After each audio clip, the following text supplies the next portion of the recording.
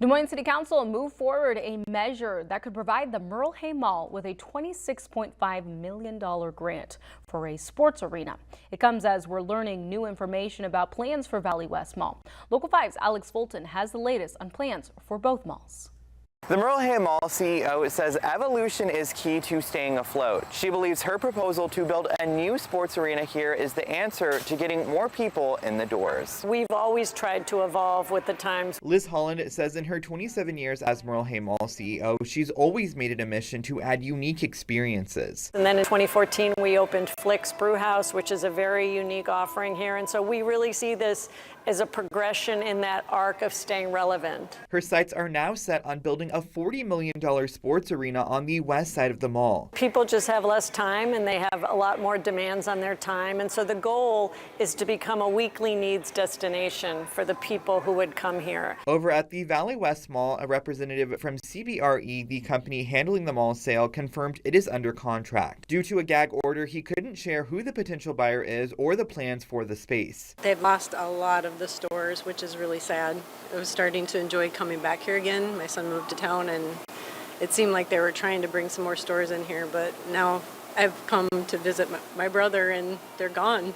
Mallgoers say they would like Valley West to remain a traditional mall with some new additions. I've been to Omaha and there's, old Kmart buildings that are turned into giant putt-putt golf things with 3 or 4 different courses, Maybe that's what they need to do is make it more kid-friendly. Back at Merle Hay, Holland believes the nearly 275,000 square foot sports arena is key to self-sufficiency. It would bring more people here. It would enable us to lease up the space that we have. It would enable us to re-merchandise in ways to bring the goods and services that people would be looking for. The goal is to break ground on the sports arena at Merle Hay Mall by early 2026. In Des Moines, Alex Fulton, Local 5 News. Des Moines Metro teachers are back in school preparing for students to return. But are there enough teachers to fill every classroom in the state? Local 5's JD Snover has an update on recent teacher shortages and the effects this could have on your students and educators in Iowa. With less than a week until school districts can begin their 2025-26 years, there's over 3,000 available jobs on the website Teach Iowa. Over 650 of those direct in-classroom teaching gigs. That means that teachers are going to have to do more with less. School buses will soon be running throughout Iowa. But some educators say due to staffing shortages, dismissal won't mean the end of the day. Our educators that work in our schools are amazing. They're going to be willing to do that, but what that does is makes them have to do even more work outside of contract time, outside of work, in order to do their planning, to contact parents. Shortages exist across the state in specialties that have historically been hard to recruit and retain for. Those include special education and foreign languages. But this year, the shortage list has expanded to 28 categories, according to the Iowa Department of Education. Figuring out ways that we can continue to work with those within those areas to uplift interest at our middle schools, high schools, and colleges. Despite current shortages, it hasn't been a long-term thing. The Iowa Department of Education reports that there's been a 10% increase in the total number of teachers in the past 12 years, so it's more about filling those specialized gaps. I believe that we can tackle teacher shortages within our schools if we increase voices of educators and listen to the teachers that are already there. In Des Moines, I'm JD Snover, Local 5 News. Central Iowa students will head back to the classroom in less than a week, and that means that we will soon see those big yellow buses getting back out there on the road. And this is, of course, a good reminder for drivers to slow down and stay alert. Our Megan McPherson is live this morning with the Iowa DOT's safety tips. Megan, what do drivers need to keep in mind as this school year begins?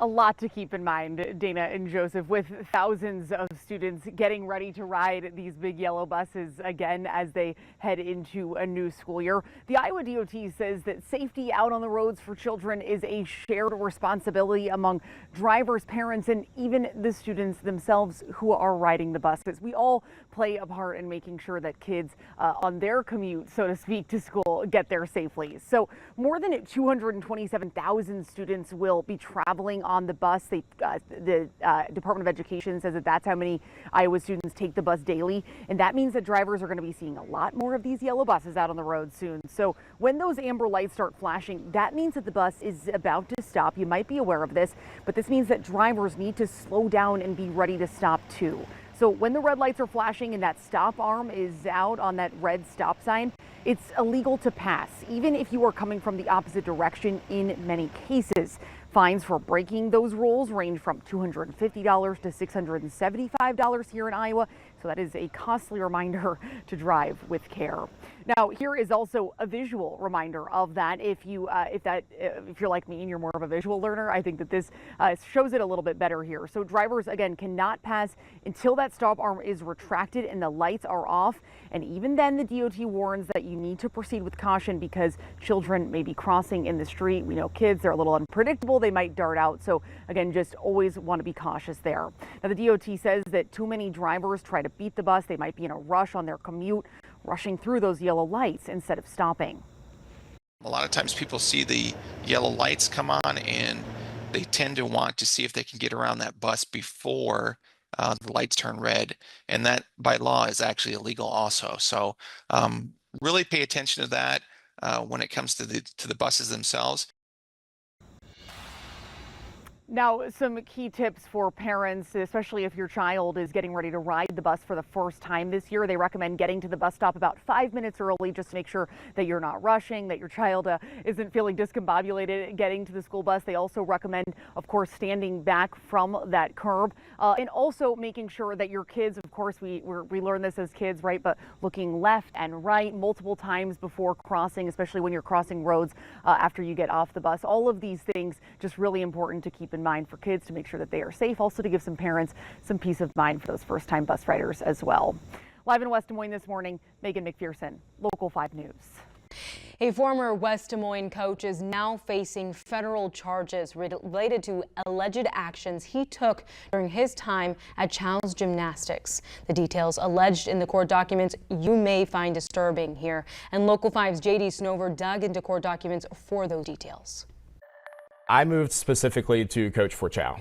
It was a big career step for me. Since I've been coaching the last 15 years, this is a job that I've always wanted.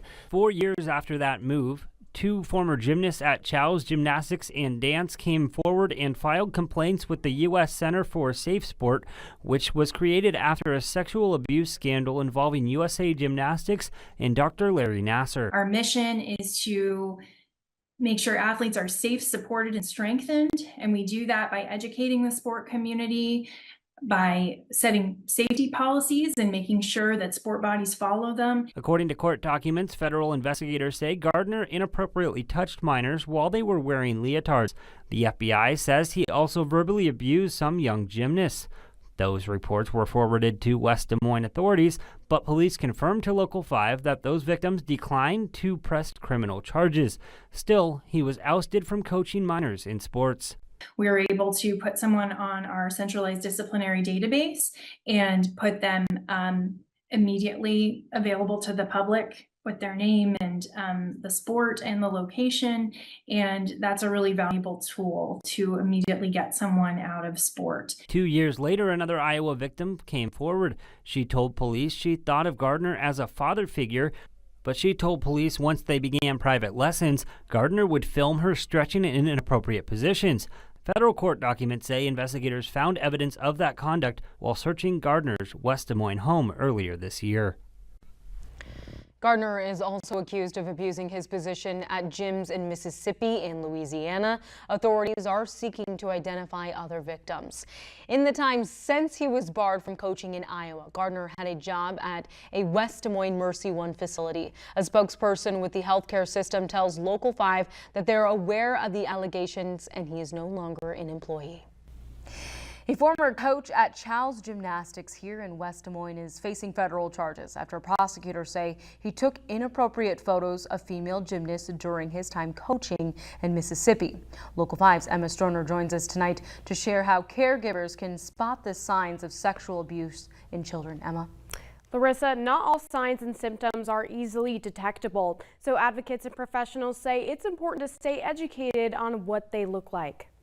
Shell Fijo, the director of sexual assault services at DVIP and RVAP, says there are a few signals parents can watch for at home. The biggest signs for kids under 10 in particular is wetting the bed when they have stopped doing that years ago. They're extra irritable, more irritable.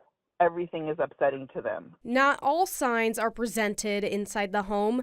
The first day of school is just around the corner for many students, and some behaviors can be identified in the classroom. Really fidgety, withdrawing from friends at school, or having problems with attendance is often an issue that can point to that. And then vague symptoms at school are part of the quiet thing, like tummy aches or headaches. If you notice a child displaying these symptoms, Fijo says it's best to be direct with kids aged 5 and up. More direct would be, you seem uncomfortable when you ride with whoever. What's going on there? Or, I really noticed that you're really quiet. Are you thinking about something? For kids under 5, she says creating a space for open dialogue is key. Talk about consent and the body and watch what they say. Above all, Fijo urges people to trust their child, even when the news is hard to hear. We don't want to believe that someone we know or someone we love could be harming someone who is a child.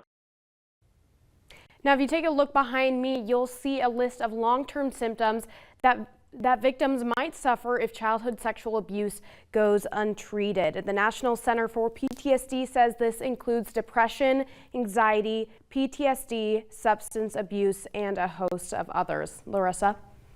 The first day of school is less than a week away for Des Moines Public Schools, and health officials want parents to get their kids vaccinated. Local 5's JD Snover explains why doctors say getting vaccinated helps keep kids healthy. In 2024, MMR single-dose vaccination rates in Iowa dipped below the herd immunity line. That's prompted some reminders from local officials like here at the Polk County Health Department. We know that germs love to spread in group situations like in the classroom. With 8 confirmed cases of measles across Iowa since May, health officials are urging parents to double-check their children's medical records as we approach the start of the school year. You know, it's considered the most contagious infection on Earth. According to state data, 84% of children turning 3 this year are up to date on measles, mumps, and rubella vaccines. That's more than 10% lower than the herd immunity mark of 95%. It's not a regular viral infection. It is serious. I mean, it makes kids feel sick, and it has a high hospitalization rate. One argument against the vaccine is that the immunity built by having the disease is better than the immunity you get from the shot. But Dr. Waddell says that's not exactly true. Measles has a very odd thing about the infection. It can induce something called immune amnesia, where your immune system forgets how to fight viruses, bacteria, things, common colds, other vaccines you've got in the past. And while the rate of vaccinations has decreased, doctors say not to sound the alarm if you are someone who vaccinates your child and hear about a classmate not getting the shot. The vaccine we have from measles is so effective that me as a parent, I'm not going to be terribly worried as long as I have my child protected. In Des Moines, I'm JD Snover, Local 5 News. Well, the dust has settled on the Iowa State Fair, but many missing items still need to be returned to their owners. Local 5's Alex Fulton is live from the fairgrounds with what you do if you misplace something, Alex. Larissa, as the cleanup continues after the Iowa State Fair, stuff left behind by fairgoers is still turning up. The Lost and Found is located here at the Iowa State Fair Police Station near Gate 11 off of East 30th.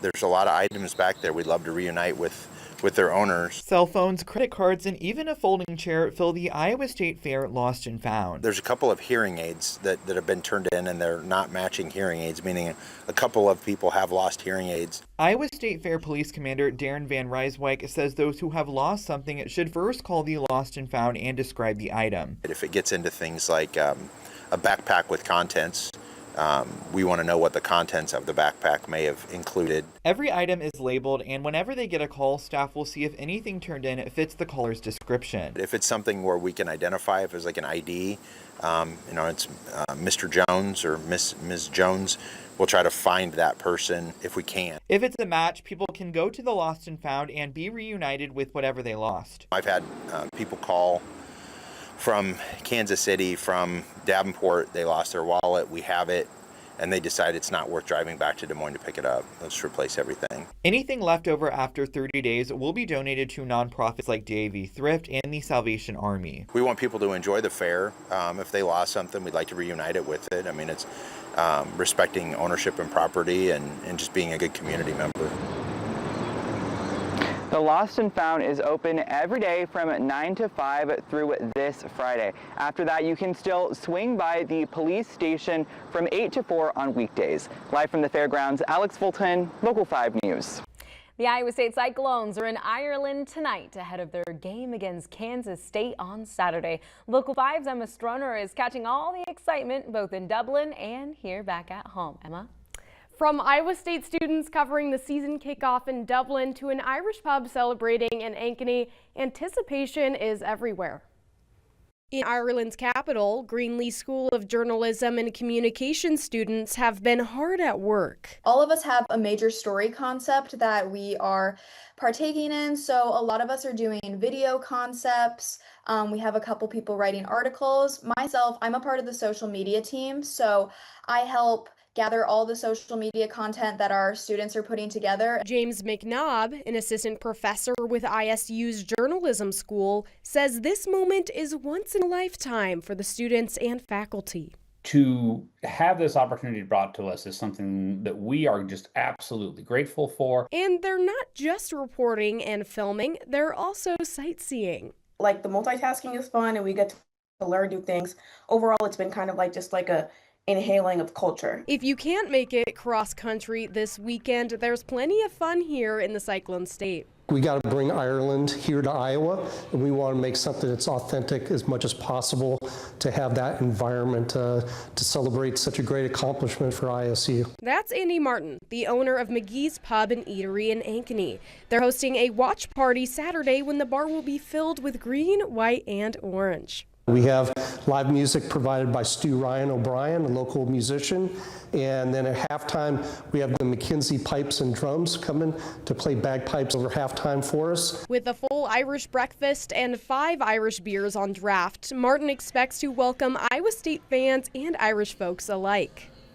As harvest season draws nearer in Iowa, new crop forecast data is coming out, and Local 5's JD Snover has more on these numbers and the challenges they're bringing to farmers. New data from the U.S. Department of Agriculture is forecasting record-breaking yields this year for farmers. That may seem like a good thing, but some farmers say that's coming at a time when costs are rising and profits are falling. We're not setting a record by a little bit here within the U.S. We're literally setting a record by over 8% compared to the previous record.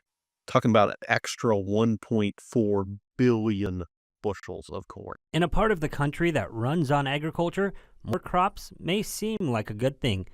But those who study the ag economy say this may be an overly abundant harvest season. We've seen prices for corn and soybeans move down significantly over the past couple of years. These record crops are adding to that downward price pressure. At the same time commodity prices are dropping, farmers say they're feeling the pressure of labor costs, which are fronted to get crops to market. H-2A visas are a program that allows farmers to apply to hire help from outside of the U.S., but H-2A visas are costing farmers more and more each year. Farmers don't have the ability to just pass on all the costs that they have to the next buyer.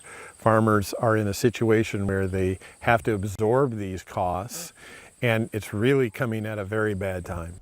According to data from the U.S. Farm Bureau Federation, the application for one visa costs roughly $1,300.